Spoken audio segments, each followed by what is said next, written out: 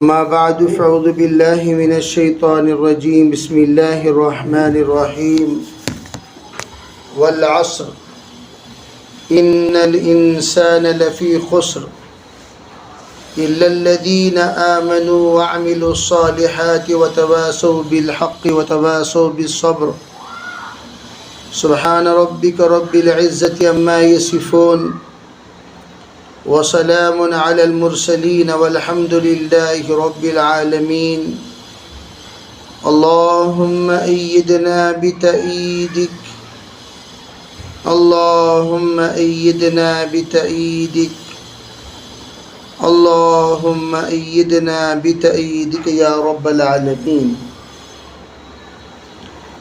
اللہ تعالیٰ نے سورہ عصر میں جن مضامین کی طرف رہبری فرمائی ان مضمون میں سب سے اہم مضمون یہ ہے وہ لوگ جو کامیاب ہیں، جو خسارے سے نکل چکے ہیں، جن کو اللہ نے خسارے سے چھٹکارا دے دیا، ان کا اللہ نے ذکر فرمایا۔ ذکر فرماتے ہوئے کہا سب سے پہلی بات اِلَّا الَّذِينَ آمَنُوا، پہلی بات یہ فرمائی کہ وہ لوگ خسارے سے بالکل بالاتر ہیں جو ایمان لائے۔ اِلَّا الَّذِينَ آمَنُوا، اور نمبر 2 پر فرمایا وَعَمِلُوا الصَّالِحَاتِ، ایمان لائے اور نیک اعمال کیے۔ اب یہاں ایک سوال کا جواب ہے، ایک بڑا مجمع غیروں کا وہ ہے جو بغیر ایمان کے اعمال صالحہ کرتے ہیں، ڈونیشن کرتے ہیں، غریبوں کی امداد کرتے ہیں، بیواؤں کی مدد کرتے ہیں، یتیم خانہ کھولے ہوئے ہیں، جانوروں کی مدد کرتے ہیں، اور ان کے سامنے اس بات کی باقاعدہ نیت بھی رہتی ہے اور ترغیب بھی ہوتی ہے کہ ہم رہیں تو اچھے انسان بن کر رہیں۔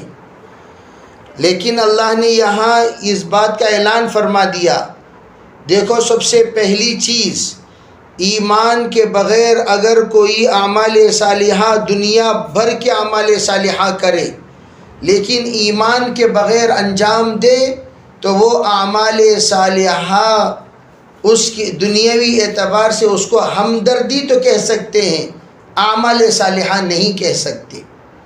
یوں کہیں گے یہ اچھا انسان ہے، یہ ہمدرد انسان ہے، اس کے اندر ہیلپ کرنے کا ایک فطرت ہے، ایک مزاج ہے، یہ اپنے خصلت کے اعتبار سے اچھی خصلت والا انسان ہے، اور یہ نرم گفتار ہے، یہ نرم اخلاق والا ہے، اس طرح تو آپ کہہ سکتے ہیں۔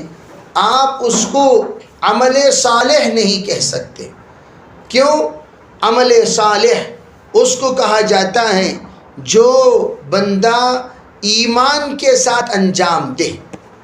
اسی لیے علماء نے فرمایا اگر اس کی مثال ایسی جیسے آپ نے پورے بدن کو سجایا، پورے بدن کی میک اپ کی، پورے بدن کو آپ نے تقویت پہنچائی، پورے بدن کی آپ نے مالش کی، لیکن بدن ہے بغیر روح کے، تو کیا فائدہ؟ آپ کی مالش کا کیا فائدہ؟ آپ کے میک اپ کا کیا فائدہ؟ جیسے غیروں کی ایک عادت ہے، جب مردے کو لٹاتے ہیں میک اپ کرا کے لٹاتے ہیں۔ اب میک اپ کرا کر لٹانے والا مردے کا میک اپ جس طریقے سے اس کا کوئی بیک اپ نہیں ہوتا، اسی طریقے سے اعمال کرنے والا اگر ایمان کے بغیر کرتا ہے گویا مردار کو میک اپ کرے جیسا، مردار کو غذا دیے جیسا، مردار کو آپ نیک لباس پہنائے جیسا۔ بھلا وہ مردہ بڑا خوبصورت لگ رہا ہے، بڑا ہینڈسم لگ رہا ہے، بڑا زیب و زینت سے وہ سجا ہوا ہے، زیورات پہنا ہوا ہے، لیکن اس مردے کے زیورات کا کوئی وہاں پر فائدہ ہی نہیں ہے۔ بس مر گیا تو مر گیا۔ اسی طرح بغیر ایمان کے آپ چاہے اخلاق کو سجا لے، معاملات کو سجا لے، معاشرے کو سجا لے، آپ چاہے کتنے بھی اپنے ظاہر کو سجا لے، لیکن اگر ایمان نہیں ہے تو روح کے بغیر انسان کی طرح۔ کیوں؟ اس لیے فرمایا دیکھو ایمان اصل بنیاد ہے۔ جیسے کل بھی میں یہ عرض کر رہا تھا کہ ایک اصحاب کہف کے سلسلے میں اللہ تعالیٰ نے قرآن پاک میں فرمایا تھا کہ اصحاب کہف یہ وہ نوجوانوں کی جماعت ہے جنہوں نے باقاعدہ اللہ کو جاننے کے لیے، اللہ کو پہچاننے کے لیے وہ اپنے سلطنت سے آہستہ آہستہ الگ ہوئے۔ حقیقت میں دیکھا جائے ان کی سلطنت کافروں کی، ان کی سلطنت میں کوئی بھی اللہ کی پرستش کرنے والا نہیں، کوئی بھی اللہ کو جاننے والا نہیں، جانکاری کرانے والا نہیں۔ جیسے یہ بعض لوگوں کا اشکال ہوتا ہے، ارے بھائی ہم لوگ تو کہتے ہیں کہ یہ لوگ غیر ہیں، تو غیروں کے پاس ہم گئے کہاں، غیروں کو ہم دعوت دیے کہاں، پھر ہم لوگوں کو کیا حق بنتا ہے کہ ہم ان کے حق میں اشکال کیسے کر سکتے ہیں؟ تو یہ بات معلوم ہونی چاہیے کہ بھئی اللہ رب العزت ہر بندے کو اتنی قوت دیا ہے اور اتنی طاقت دیا ہے عقل کے اعتبار سے کہ وہ بندے اگر اللہ کو جاننا چاہتے ہیں آرام سے جان سکتے ہیں، پہچان سکتے ہیں۔ دیکھیے قرآن پاک میں اصحاب کہف کا جہاں پر تذکرہ آیا وہاں پر اس بات کی وضاحت بھی آئی کہ اصحاب کہف جس وقت میں وہ لوگ اللہ کو جاننے لگے، کیسے جاننے لگے؟ انہوں نے پہلے سوچا کہ ہو سکتا ہے یہ خدا ہو۔ خدا ہونے کے لیے چند صفات کی ضرورت ہے۔ کیا صفات کی ضرورت ہے؟ تمام چیزوں میں کمال رکھنے والا ہونا چاہیے۔ اب یہاں جب دیکھتے ہیں کہ تمام چیزوں میں اس کا کمال کتنا ہے، دیکھا تو ایک چیز میں ہے، ایک چیز میں نہیں ہے، کچھ میں ہے، کچھ میں نہیں ہے، تو انہوں نے کیا کیا؟ انہوں نے سوچا یہ ہمارا خدا نہیں ہو سکتا۔ چنانچہ وہ لوگ سوچتے سوچتے سوچتے آخر میں اس نتیجے پر پہنچے ہمیں چاہیے کہ خدا کو پہچاننا ہے۔ وَإِذَا قِيلَ لَهُمْ مَاذَا نَزَلَ رَبُّكُمْ قَالَ أَسَاطِيرُ الْأَوَّلِينَ، جب ان سے پوچھا جاتا تھا ہاں بھئی بتاؤ قرآن پاک میں، تورات میں، انجیل میں، زبور میں کیا نازل کیا؟ تو جن لوگوں نے تورات و انجیل کو بدل دیا وہ کیا کہتے تھے؟ کیا بھی نہیں، اس میں تو پرانے زمانے کے واقعات ہیں، پرانے بزرگوں کے قصے ہیں، پرانے انبیاء کے قصے ہیں، یہ کہہ کر ٹال دیا کرتے تھے۔ حقیقت جو ہے وہ نہیں بتاتے تھے۔ لیکن اللہ جل جلالہ امن والہ نے کیا کیا؟ اللہ نے بتایا صحابہ اکرام کو کہ اللہ جل جلالہ امن والہ پورے قرآن میں جس بات کو اللہ نے بیان کرنا چاہا وہ توحید ہے، رسالت ہے۔ چنانچہ اصحاب کہف کے سلسلے میں میں آپ کے سامنے وہ آیتیں پڑھ کر سنا دیتا ہوں جن آیتوں میں اللہ نے ان کا ذکر فرمایا۔ اللہ تعالیٰ فرماتے ہیں، حضرت جناب محمد رسول اللہ صلی اللہ علیہ وسلم کو ہم آپ کو واقعہ سنانے والے ہیں۔ کس کا؟ ان لوگوں کا واقعہ جو لوگ اللہ کو جاننے کے لیے الگ ہوئے۔ نحن نقص علیک نبأہم بالحق انہم فتیۃ آمنوا بربہم وزدناہم ھدی، سورہ کہف کی 13ویں آیت ہے۔ کیا فرمایا؟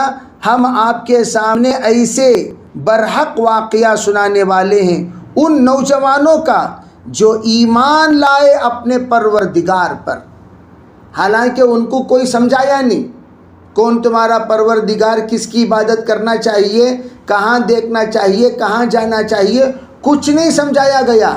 وہ نوجوان خود اسلام قبول کریں، اسلام قبول کرنے کے بعد وہ بالکل تمام لوگوں سے، مشرکوں سے کٹ کر الگ ہو گئے۔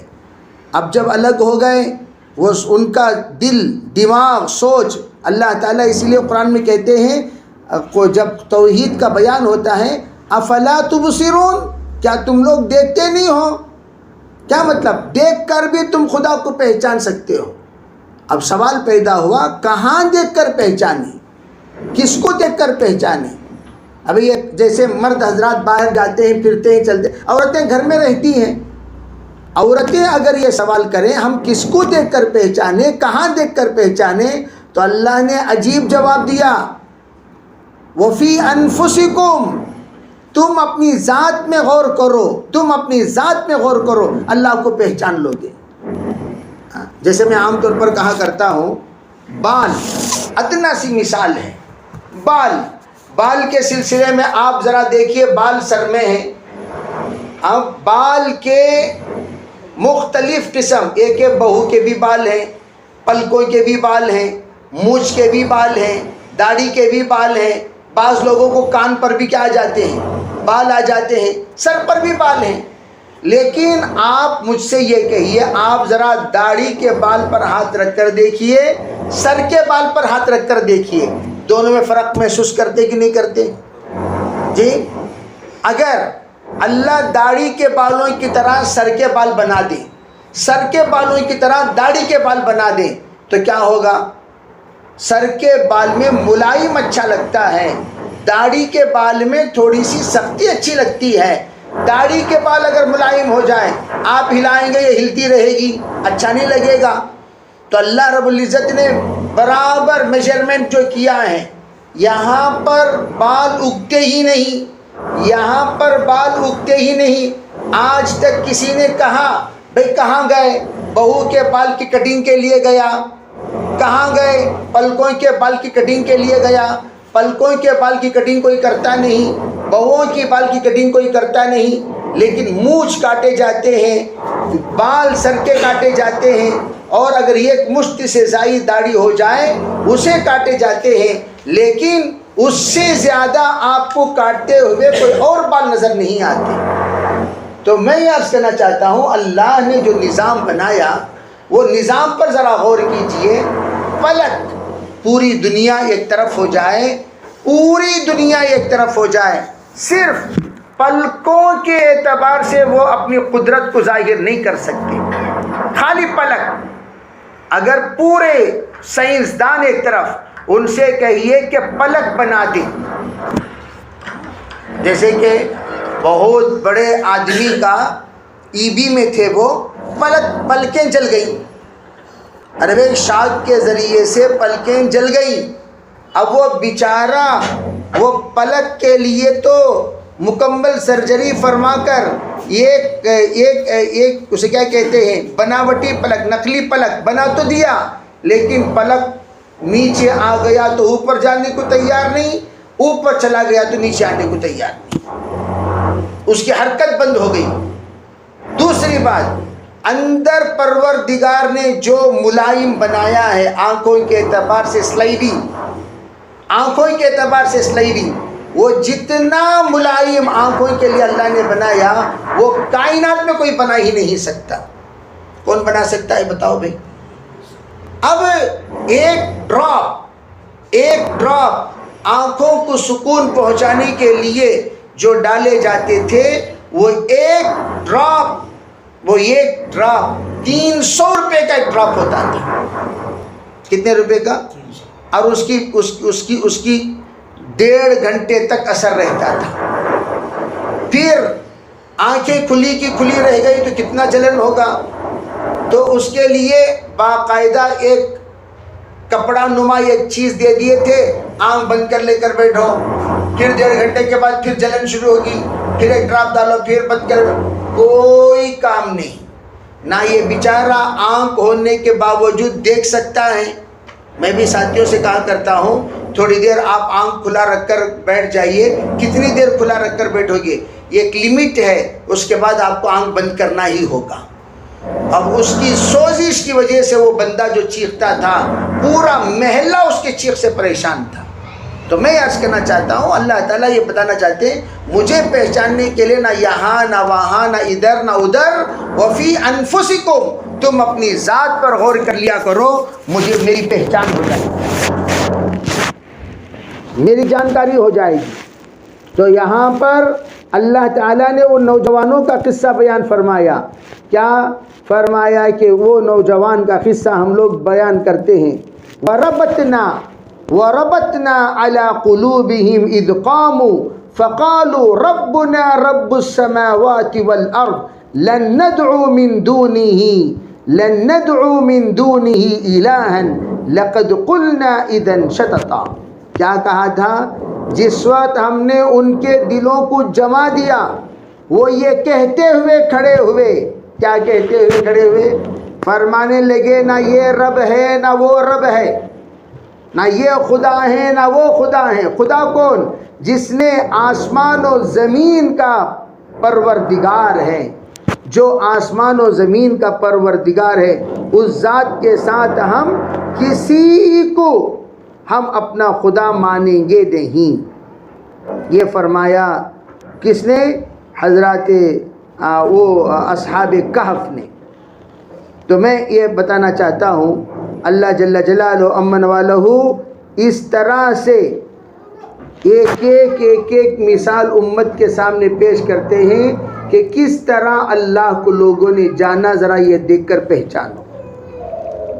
عام طور پر ایک یہ ہوتا ہے کہ داعی کے بغیر کس طریقے سے پہچان ہوگی۔ حضرت ابو حنیفہ رحمۃ اللہ علیہ ایک بات فرماتے ہیں کہ جس وقت میں اللہ جل جلالہ امن والہ نے جس عقل دیا بندے کو، تو وہ عقل دینے کے بعد اتنی سمجھداری بندے کو اللہ نے عطا فرمایا، وہ آرام سے اپنے پروردگار کو پہچان سکتا ہے، آرام سے اپنے پروردگار کو پہچان سکتا ہے، اتنی عقل اللہ نے دی ہے۔ دیکھیے حضرت ابراہیم علیہ السلام نے بھی سوچ کر ہی اللہ کو پہچانا۔ چنانچہ سورہ انعام میں حضرت ابراہیم علیہ السلام کا وہ واقعہ اللہ نے نقل فرمایا۔ انہوں نے جب بت پرستوں کے درمیان رہ کر اللہ کو جب پہچاننے کا ارادہ کیا، کہاں کہاں غور کیا، کیسے کیسے غور کیا۔ وَإِذْ قَالَ إِبْرَاهِيمُ لِأَبِيهِ آزَرَ، جب ہم نے کہا ابراہیم علیہ السلام، جب کہا ابراہیم علیہ السلام نے اپنے باپ آزر سے کہ أَتَتَّخِذُوا أَصْنَامًا آلِهَةً، کیا آپ نے اللہ کے علاوہ کسی کو خدا بنایا ہے؟ کیا تم لوگ خدا بناتے ہو؟ انی اراک وقومک فی ضلال مبین، کیا تم بت بناتے ہو اور بت بنا کر تم خود اسے خدا بنا لیتے ہو؟ کیا کرتے ہو کہ پہلے بت بناتے ہو اپنے ہاتھوں۔ صحابہ کرام ایک مرتبہ آپس میں بیٹھے ہوئے تھے، بیٹھ کر آپس میں تذکرہ کر رہے تھے، کیسے کیسے احمق تھے ہم لوگ، صحابہ آپس میں کیسے نادان تھے، کیسے ہم لوگ بھٹکے ہوئے انسان تھے، اور کیسی کیسی چیزوں میں ہم لوگ گمراہ تھے۔ ذکر کرتے کرتے صحابہ کے درمیان یہ بات آئی کہ ہم لوگ سفر کے لیے خدا بناتے تھے، سفر کا خدا۔ وہ سفر کا خدا بنا کر جب ہم جاتے تھے تو کہتے ہیں جب ہمارے پاس توشہ ختم ہو جاتا تو خدا کو رکھ کر پوچھتے تھے، خدا ہمیں رزق دے دے، رزق دے دے، رزق دے دے۔ آخر میں وہ خدا کیا بھی دیتا نہیں، آخر میں کرتے کیا، خدا سے معافی مانگتے، خدا بھوک بہت لگ رہی ہے۔ وہ زمانے کا جو خدا تھا وہ ستو کا خدا تھا۔ سفر کا جو خدا ہے یا تو ستو کا خدا، ستو اور کھجور ملا کر وہ خدا بناتے ہیں۔ اے خدا تیرے ایک ٹانگ دے دے، بھوک بہت لگ رہی ہے، یہ کہہ کر ایک ٹانگ خدا کے کیا کر لیتے، توڑ لیتے، کھا لیتے۔ پھر بھوک لگتی، پھر اسے کہتے ایک دوسری ٹانگ بھی دے دے، تو دوسری ٹانگ توڑ لیتے، کھا لیتے۔ پھر بھوک لگتی ایک ہاتھ، پھر بھوک لگتی دوسرا ہاتھ، پھر بھوک لگتی پیٹ کھا لیتے، پھر بھوک لگتی، آخر میں جب سر کھانے کا نمبر آتا اسے معافی تلافی فرما کر پورا خدا کو کھا لیتے۔ تو صحابہ یہ سوچ کر اپنے آپ پر تعجب کرتے تھے کیسے کیسے گمراہی میں ہم تھے، ہم خود اپنے خدا کو کھا لیتے لیکن ہمیں خود اس کا احساس نہیں ہوتا، جو چیز کو ہم کھا لیں وہ خدا کیسے ہو سکتا ہے۔